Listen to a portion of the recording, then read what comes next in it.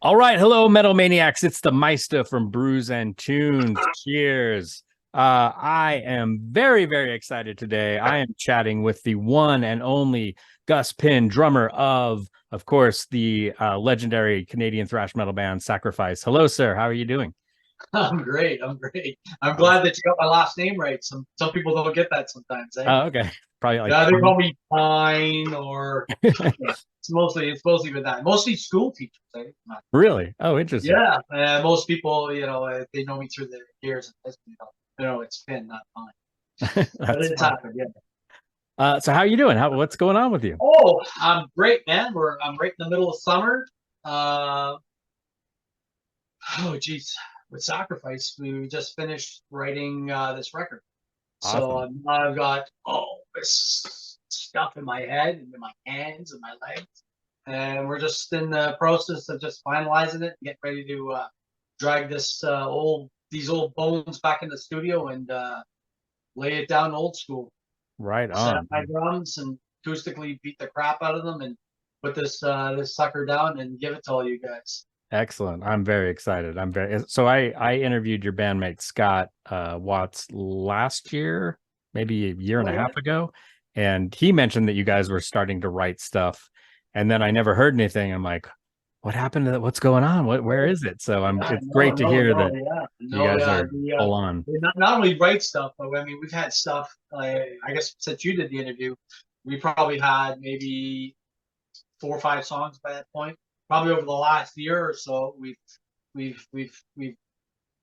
gotten back at it and gotten a little bit more serious. And I'd say close to maybe 10 Nice. songs, Very cool. and very happy. Yeah, it's been great. It's been a nice push forward in regards to progress and new songs. And I got about three of them right now that I would love to play live, and we've gotten them that tight. So I'm looking forward to it. Will they all make the set list? We'll see. We'll see. Nice. We take it one show at a time, really, and Yeah. depends on where we're playing. But I mean, when we go to Maryland next year, all those old school guys would be wanting for us to play probably the first two records. Oh, nice. We'll cram something in new. Yeah. Yeah, I I'm mean, sure. I guess that's the tricky thing when with a band with that much history and all these great records. I'm sure it sometimes is tricky kind of coming up with a set list. Because you got fan favorites, obviously, but then there's stuff you guys want to play. And then of Yes. course, as a monster drummer, you've got to have some breaks in there a little bit, or the Yeah, problem is you guys don't really have any slow songs. yeah, So no, yeah. Well, I kind of prep for it. I know when we get close, and I know it's going to be, at least 60 minutes. I know Maryland, I don't have to play that long this time, so I'm going full out. They cool. give us like 45 minutes to an hour or something, so I can go full out and give everybody what they want for at least that long. So I'm Nice. looking forward to that big time. Very cool. Maybe I'm gonna insist. I want at least one, at least one new song, just to Yeah. give it, just to keep everybody, at least keep me excited and interested. Sure. Yeah, nice, nice. So with the new tracks, with the new songs, and maybe this is way too early, and maybe you're not at liberty to talk about this. Do you have a well, it's kind of two-pronged question. Do you have a working title for the album? And then also, do you have a planned release date at this point, or is Uh, the working title for it is still pending. okay, I still think Rob will. He's still finalizing maybe a couple songs in regards to lyrics, stuff like that. cool. Yeah, he's not really committed to too much in regards to that, or even having me know about it. I'd say if we're lucky enough and we can get it in the can and get it done probably by early fall, I'd say probably realistically next spring, late winter, early spring. Cool. Cool. I'd say for sure. Yeah, I mean we Nice. like to get something out for sure by that time. I know our record labels, they've been yapping at us about. I talk about Curse Blessings. We hooked up with those guys, gave them the Canadian release, and more so control over North America. So they're going to be putting all that stuff together. I know Al's been very uh, conscious about when we're going in, how we want to go in, what we want to do. So Yeah, it's not much change from the ones I condemn. That's for sure. In Okay. regards to same process, me and him recording it. It might change with those guys still being away, but uh, in my opinion, I'd like to see them come home and record it for sure, Yeah. and do it in the same studios that we're recording it. But is that gonna happen? I don't know yet. We'll see. There's still discussions about it, but I mean that's gonna be later on in the summer, maybe late summer for those guys. I know Gotcha. for me, they're talking bed tracks maybe early August, Okay. so I'm looking forward to that for sure. And Yeah. I'm physically getting ready for it too. So next month's going to be a demanding month for me, Yeah. and Yeah. it's been like that all year too because we've been putting a lot of hours in. We're getting the songs tight and putting the final touches on it. Nice. Nice. Do you guys have any well you mentioned Maryland Death Fest coming up. Do you have any other shows right now? Because I know you guys have been playing a lot of shows over the last couple of years. Yeah. This year has been weird. We've had some nibbles at us in regards to shows and stuff like that, and we had a nice offer for South America. We just couldn't. So far, we just can't agree on when. One guy wants to do it in the end of the year, another guy wants to do it at the beginning of the year. So there's Oh, a okay. bit of a shake up on that. Maybe we'll end up going down. Maybe later on, like early spring for us. Maybe late winter. I don't know. We'll see. Gotcha. It's Gotcha. down there. It's you don't want to be. What did Scott say? Yeah, you don't want to be down there in December, man. It's like 1,000 degrees down in the middle of summer. I'm like, yeah, that's true. Yeah. Yeah. We'll see. Yeah. I guess. Maybe Yeah. the end of the summer or something will go down. But yeah, this year's been weird. Like no no shows. But I mean, him and I have been me and Rob we've been more concentrating on. All I care about is recording this record, getting it done. Cool. Yeah. And yeah, and if that's going to be our mindset and what we get to do this year, then so be it. And maybe 24 and 25 will be very busy for us once we get done. Right. Yeah. And I'm incredibly excited because yeah, as you mentioned, the ones I condemn was released in well that was oh no, 2009. So yes.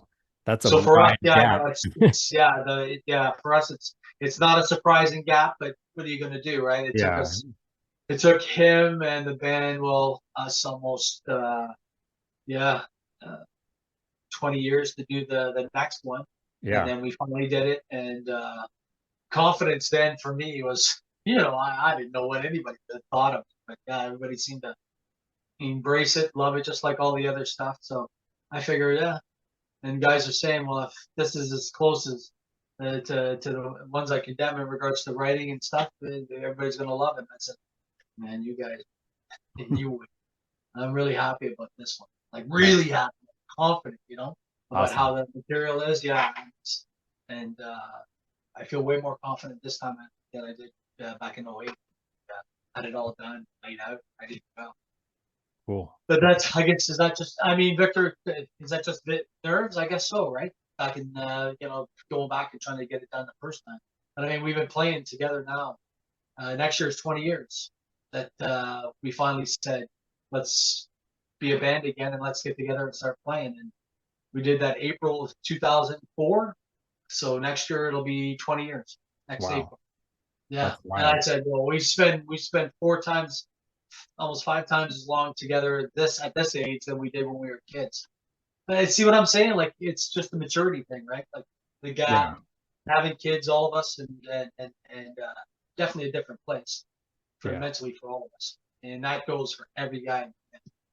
What was the um that's interesting. You mentioned that. And I want to kind of circle back on what you just said. So what was the impetus? What prompted that reunion back in 2004?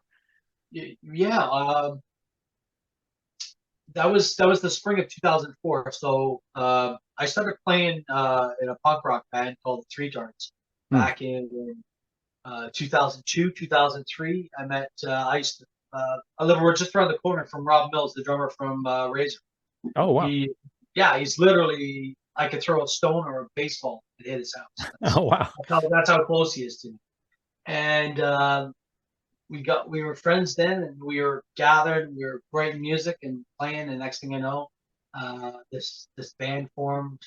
John was a singer, Rob was on bass, and we had this guy Mike Corbin on guitar. And they asked me to play drums, so I did.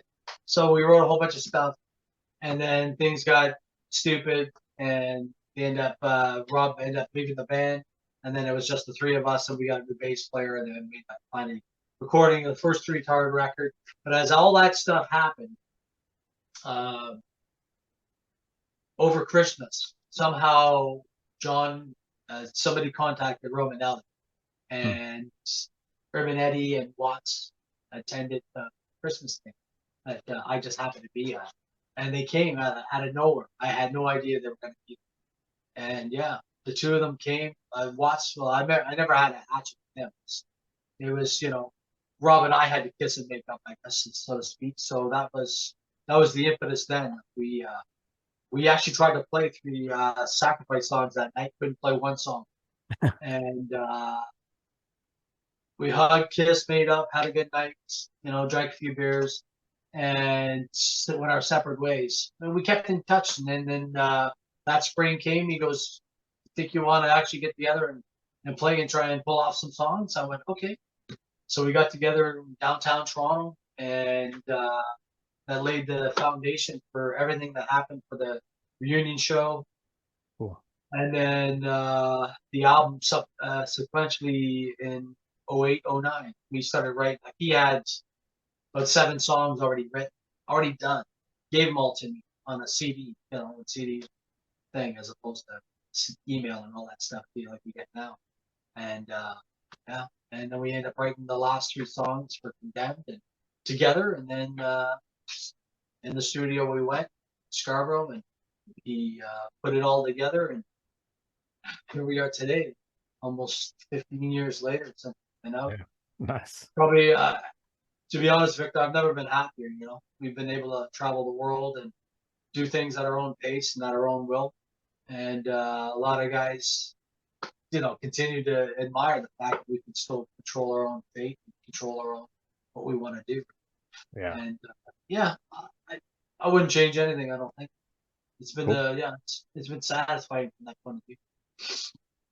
Yeah, I'd say that I mean, yeah, Sacrifice as a band has been, crucial, not just in, obviously in the Canadian metal scene, but I think, globally, and for me personally, yeah, just one of the heaviest hitting bands and one of my favorites, along with, you mentioned Razor, Oh yeah, uh, Voivod, yeah, Voivod, Annihilator. Yeah, I mean, Annihilator. just you guys really defined Canadian thrash metal in such a strong way. Slaughter too.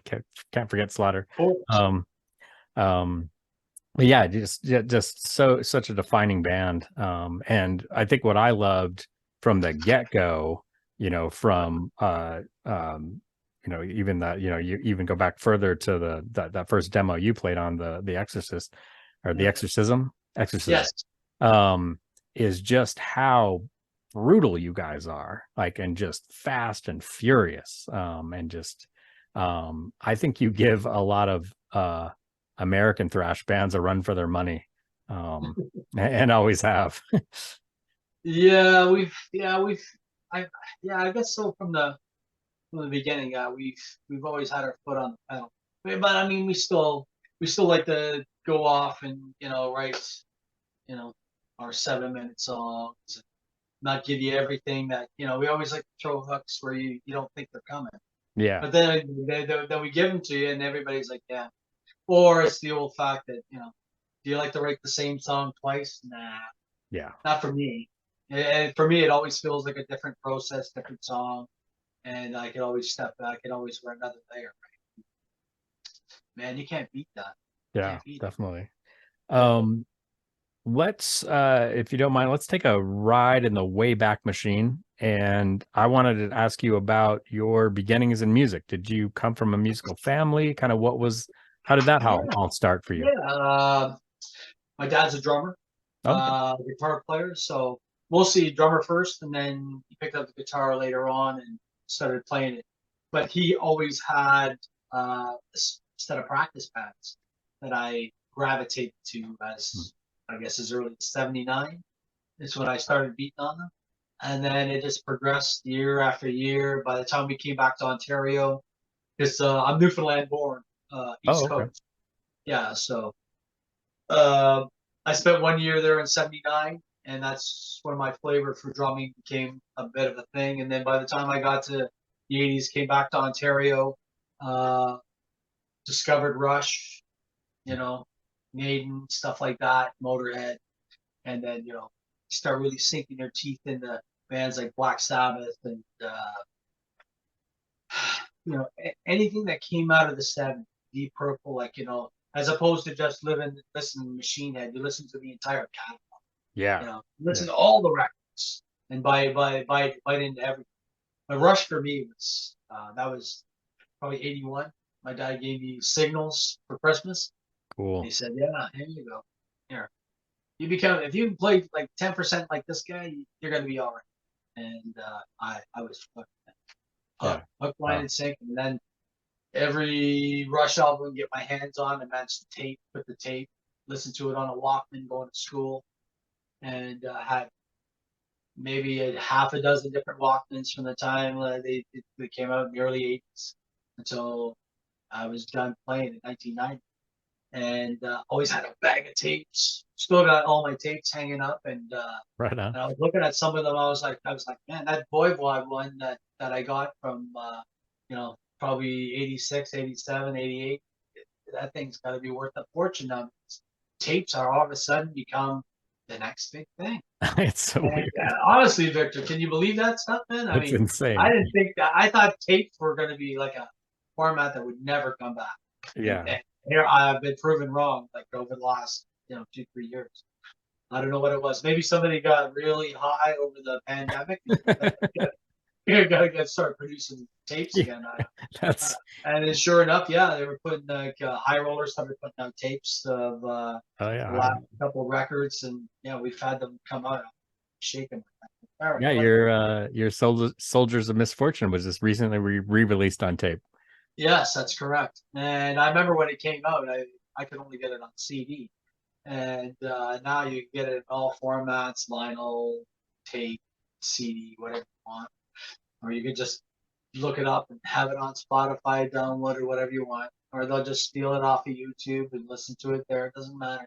It's all part of it, right? But I find the best thing about metalheads and our genre is they love something bad enough, they want copies of Oh it, yeah. and they don't care how many copies of it they get. If you can put out different great releases or different versions of it, they'll end up snapping them up. And yeah, and even the tapes, man, I can't believe it. Just blows me I've away. been a little bit tempted, I'll be honest. Even I have a wall of CDs to over here Oh yeah, on my left, I'm sure. and I've got I'm vinyl sure. behind me, but I do have my old tapes as well. I'm the same as you. I've got all my old tapes, and I'll see and do I really want to buy? I have a player, but like I don't want to buy I don't want to buy tapes again. But then I'm I got a tempted box. I sometimes. got a box in the garage that can still play them and stuff. And sometimes I look at my tapes. I'm like, I don't know, man. I can feel it right now. You put it in, all of a sudden here, ding, and it's Yep. gone, right? And I don't know if I want to do that. So I'll just keep them as mementos for now. Until I told my kids, I said, when I'm gone, sell everything, sell it all. Sell I it said, all. don't worry.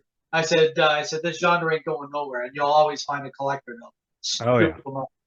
Just make sure you set your price good and do Yeah. your homework. Definitely. Definitely.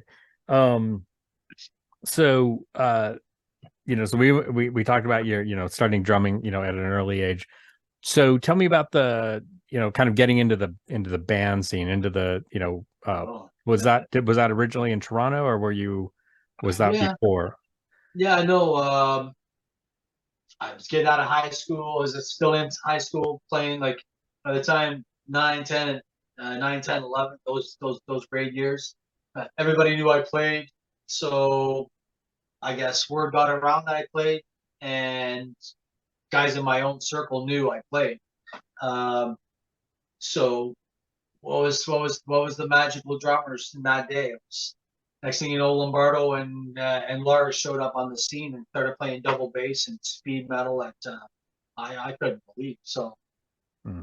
So I tried to imitate that stuff, mimic it, and I'm pretty good cover drummer, so it didn't take me long to figure things out and figure out the whole calamity thing, right? And then next thing you know, I go to try and see Metallica play Concert Hall in January of '85.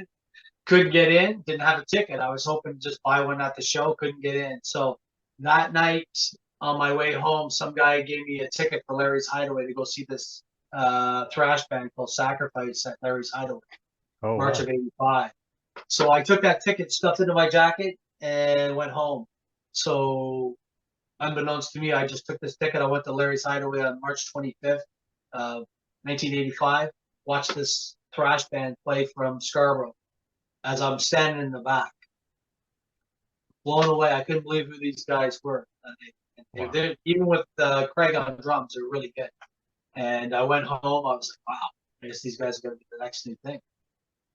I get a phone call probably about 2 weeks after that show.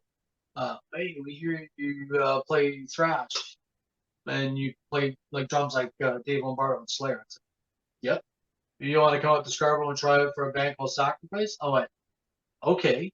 So I got a drum set together, went out there, tried out, and got the gig at the end of April of '85. And Nice. then from that day on, man, my life never changed. But at that point, Victor, that was my first band. Oh wow. Yeah, that was my first band that I ever joined. So I'm one of those lucky guys Oh, that that's can really say to cool. you, how many bands you've been in? Four in my life. Wow. All of them have recorded music some and I've had a chance to do some kind of work with them. So yeah, I've been lucky that way. It's been really good. Like, yeah, some guys go, man, I've been in thousands of bands, and I'm like, yeah, I've only been four. Yeah, And one that's of them wild. still working and still not paying the bills, but still keeping me busy and keeping me motivated. That's man, you can't beat that. Yeah, that is cool. That's amazing. Yeah, That's and I'm amazing. sure if you Sacrifice ask is them, your first I mean, band. I'm sure you can interview probably 100 guys like me, and I bet you every one of them, every guy's got at least 10 bands. Cool. Yeah. And is that a record? It's just part of the way it is. I guess I could have joined other bands and still work for other bands, but yeah, it's a matter of timing and flavor and can I get along with them, stuff like that. Yeah. Some you can, some you can't, and some I just don't try and bother. You know, but there's a few guys here in town that I long to play with. A couple Sabbath cover bands. Good Nice. old guy that plays in St. Catharines, Nick Popovic. I'd play drums for that guy anytime, but I said, man, I can't play until I'm done playing, this metal stuff, man. It's just, it takes up enough of my time. Right. But Yeah. yeah, pretty good. But yeah, I'm lucky, Victor. I've only been in four bands. That's I'm wild. sure you can interview. I'm sure you'll interview 100 drummers, but yeah, Gus Pynn sacrificed four bands. Yeah, that's why. Yeah, it seems like a lot. Yeah, a lot of musicians I talk to have been in multiple bands Multiple over the bands, years. or Yeah. yeah, or they've spent a long time playing in lots of bands to get to the band that they want, or the Yeah. band that drives them and makes them something, right? Yeah, Yeah. I was lucky, really, really lucky, right out of the gate. They found me, I found them, and we just had that something right out of the gate. I knew that when Brian sings. Yeah, but you don't know, right? You Right. don't know. Well, I know. Depends on how. I guess it depends on how motivated guys are, right?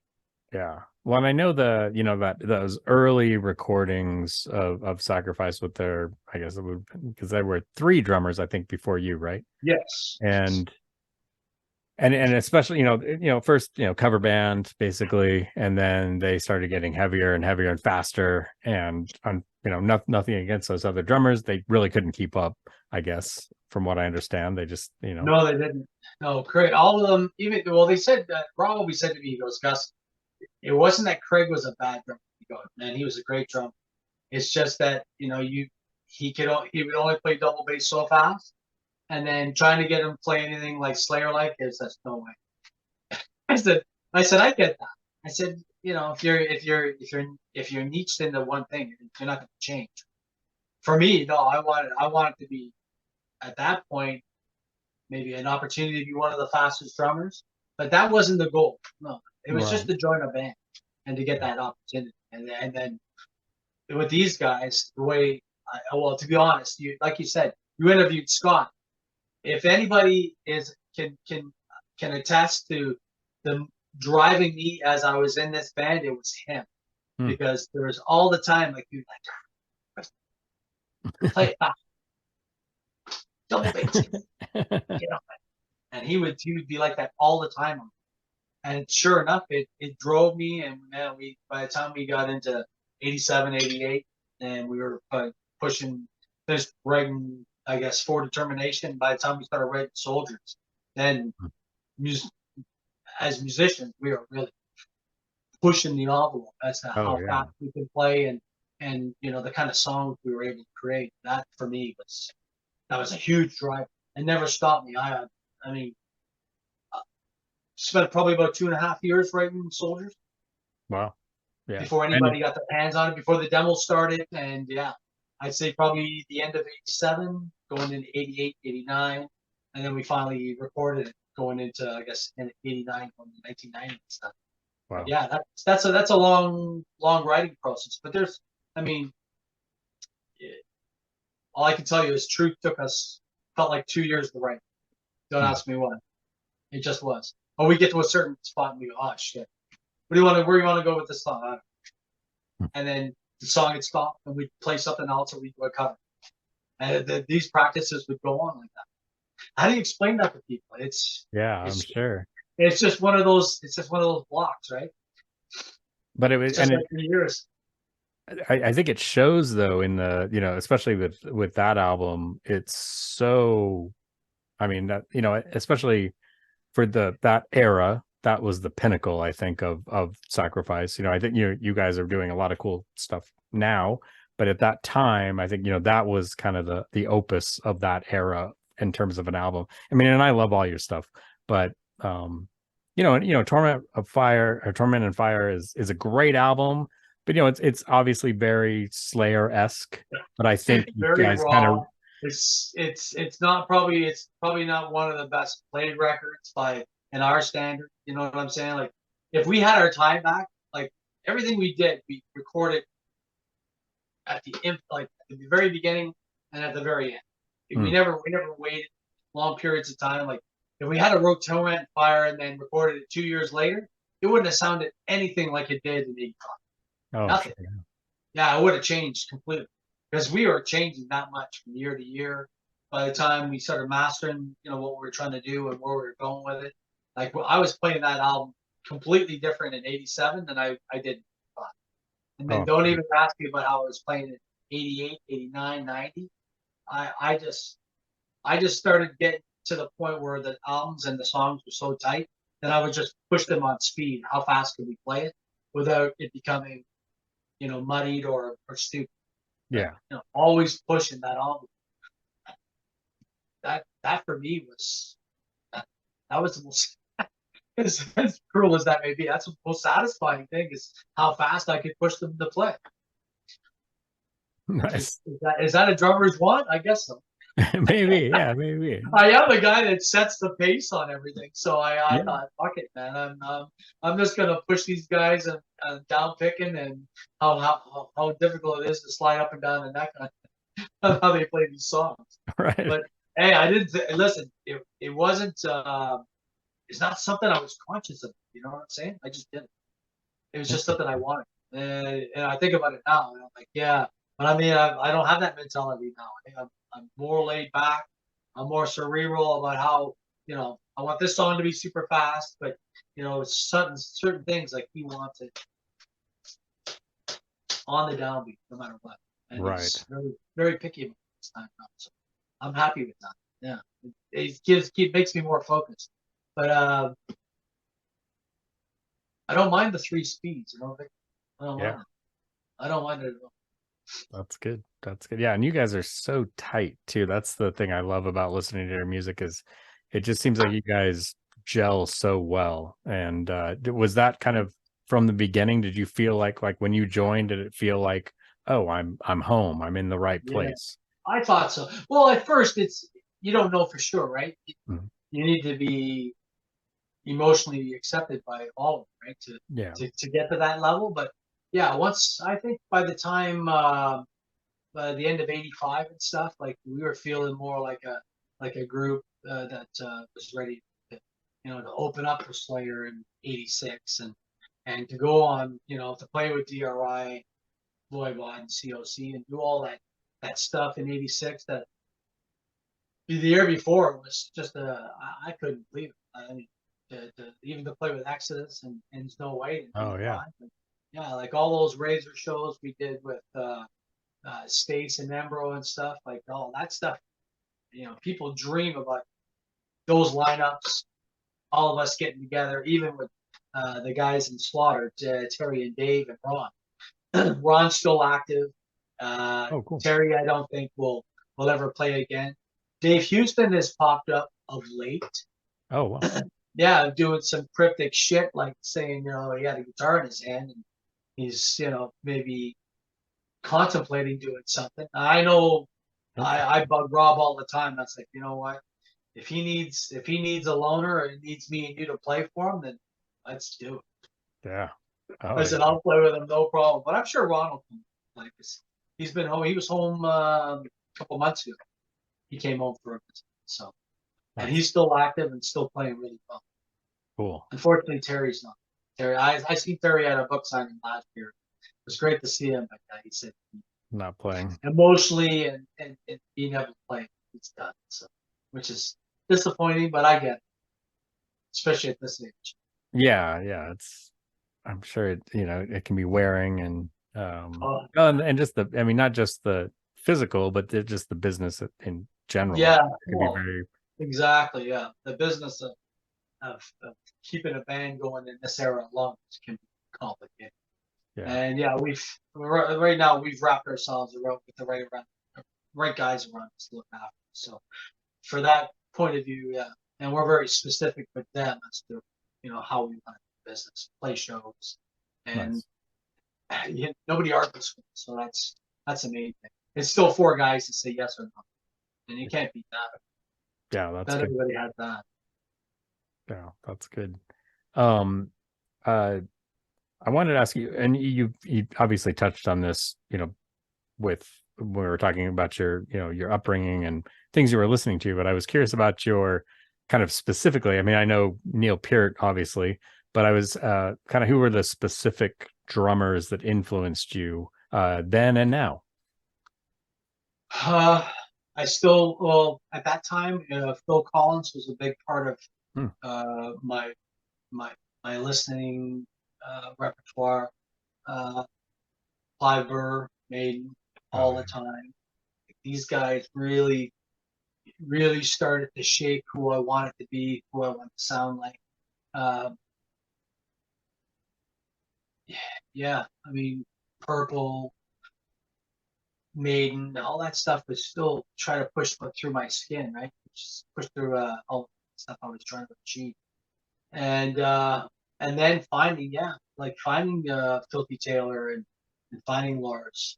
Like but when I found those guys, you know what I'm saying, Victor, like then I got to the point where I could give a shit about mainstream music and I was like I wanted everything to be fast. Like the new Creator came my way, the new Destruction came my way, all this stuff. Like I was eating all this stuff and going, man, these guys are setting precedent. And then I remember when a guy we met from Brazil goes, "We got something for you guys.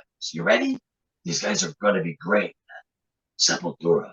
oh They're, yeah, they're, they're coming from Brazil. You'll see you guys." And I was like, "Who the fuck is Sepultura?" And now with all the years that have gone by, and I remember when Max just recently said that when he was growing up in the streets of Brazil trying to figure out how to get this shit, and he got his hands on Forward Determination and he couldn't stop playing it, right? I'm like, it's, yeah, it's cool. like little things like that. And then, yeah, how we started driving them. It's just like all those guys. They did the same thing to us, right? We Right. started hearing them. We started hearing them like, fuck, man, these guys are fucking really fast, right? I got faster playing all these riffs. I couldn't. It's like when I Cryptic Slaughter. I remember when I heard those guys for the Oh first time. yeah. Yeah, when Scott played me those, I was like, that's gotta be like the first inception on death metal or fucking, blast beat stuff like that. Nobody thought about any of that stuff back then, and they were Yeah. probably one of the first bands to do stuff like that. So yeah, all that stuff. There's a cutoff point, I'd say, probably not long after I joined Sacrifice and started going to all those shows. I mean, by the time I got to the summer of '85, seeing bands like Exodus, like, man, I'll tell you right now, when I seen those guys with Bailoff up close, and I got to watch Tom Hunting play, I know that night when I watched him play, I said, man, I want to fucking play like that. That guy rules everybody around him, and then you watch everybody feed off of him, and those guys are fucking nuts. And then those guys make all that 300 guys go fucking nuts. I thought that's what I want. And then the more I seen that stuff, and then I was lucky enough to see the guys in No White and G and those guys. Oh yeah, great band. Wow, they blew me away too. Those guys fucking floored me, and then we got to do all those shows with Razor and stuff. And then I remember when I first seen Reed Mullin play, and I seen Felix play. When we got to open up for DRI, that was, man. I remember falling in love with that record. Yeah. It was the first time you listen to 30 songs, and they're all like a minute and a half, Yeah. minute long, and you fell in love with all that stuff.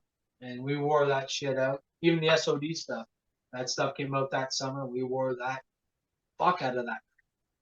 All that stuff had massive influences going into '86 for me. So when you look at For Determination, all those records, all those bands had a massive influence on where we were the spring of '86. Wow. By the time we recorded that record. Yeah. So that was a big thing, writing that album and finally getting that to Canada at the end of beginning of '87 for us, or at the end of '86. Timelines for me are longer than that. Those are the bands that really helped push me to where I was before I wrote that album. I mean, all that stuff, right? Victor, like everybody, for me at that time, it felt like everybody was trying to be the fastest band, be the heaviest band at that time. All you're trying to do is just want to be one of those fish in the stream, see where you end up. And yeah, I think we did okay. You did. For Determination. Yeah. Is, amazing. Amazing. I mean, yeah, when they talk about us, that's the album they want to refer to as our best, probably 35 minutes. Yeah, great stuff. Well, and I as I mentioned, I love all your stuff. So of course you left the band in '90. Yeah, November of 1990, I was. And you stopped playing for quite a long time, correct? Yeah, I stopped playing until 2002. Wow. Is when my folks moved.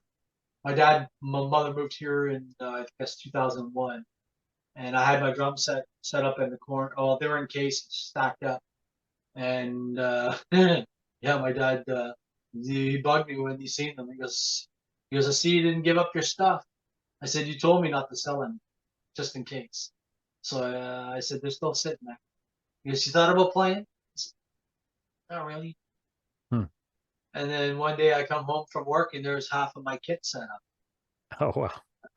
I said, Dad, what are you doing? He goes, yeah, your drums still look nice. He goes, I don't know. I'm gonna play them and see what happens.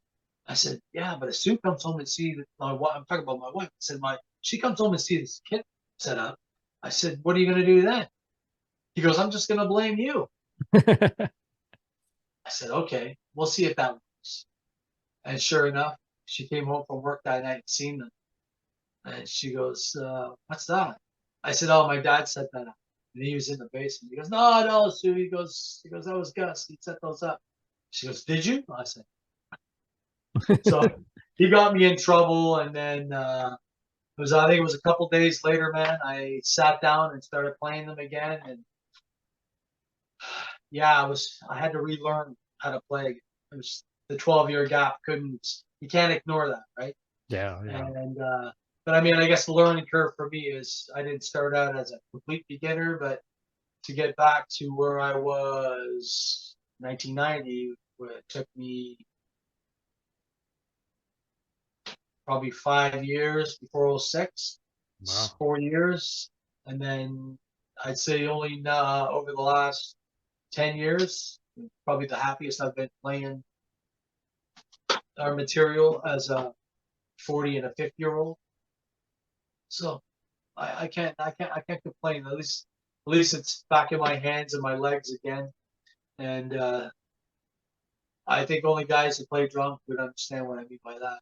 Because if it's not in your hands and your legs, especially your legs, you'll never be able to play.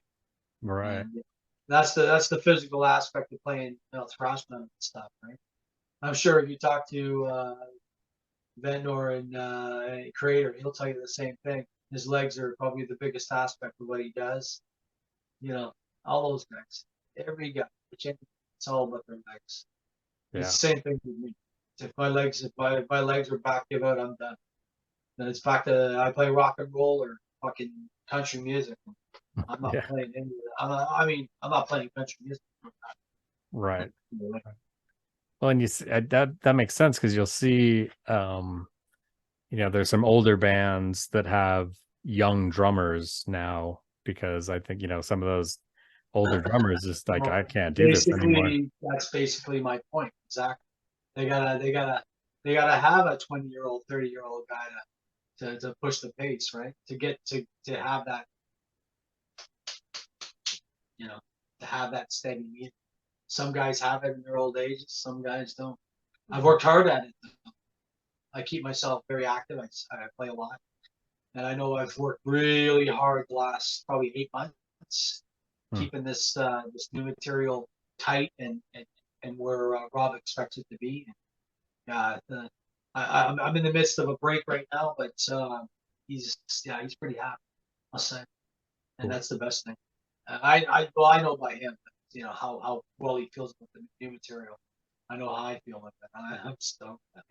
Yeah, that's great. I can't wait. I can't wait to hear it. I'm excited. Can't wait, man. I got my drums ready. I got all the heads done. I'm ready to go. Although you're looking at my babies, these are oh nice. This is my V kit. I bought her, and she's about a year old now. Oh, okay. So, yeah, and rolling equipment changed my life over the last 10 years completely.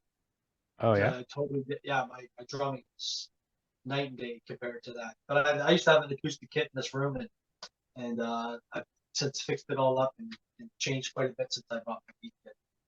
Well, my wife just goes, "You're not gonna put your new drums in that disgusting room, or?" I said, "You think I should paint it and change everything?" She goes, "Yeah." So I had to literally change the whole room, take it all out, repaint it, make it less dreary. Nice. Yeah, it looks nice and bright. She goes, no more metal pictures and shit like that. She goes, just playing. I said, all right. And she goes, no more smoking around your drums either. I said, no, I won't do that. I said, I'll just fucking ruin them if I do that. Yeah, I would smoke. I'm not a cigarette smoker. I'm a chronic. They legalized weed here in Canada in 2019. So, man, the shit we smoke now, hey, Victor, I'm telling you, that it's maddening the stuff you can get now. They've opened up. The tourism is supposed to become the weed tourism, they call it. So people coming up here having vacations and I guess like going to Amsterdam. We used to go to the hash bars and all the coffee shops there in Amsterdam. So now you can come to Canada and do that. But now we got dispensaries. We got tons of stores. Like there's a weed store every 2 kilometers. Like Tim Hortons coffee. I kid you not. That's how insane it is now. The government's making tons of money. It's a bet. Yeah. Well, that's Mr. Trudeau, right? He's gives with one hand, steals everything with the other. Yeah. Politics, right? Yeah, man. I don't want to talk about that fucking time. Yeah. Anyways, but yeah, I cannot wait record this record. Yeah, I'm very excited. Much Well, excited. I think if you know, if World War V is any indication of what you guys have coming up, then we are in for a treat. Yeah, we're just about to officially release a remix of that soon. So we're putting out that's just getting re-released as we speak. They're going to be shipping the records out in the beginning of next week.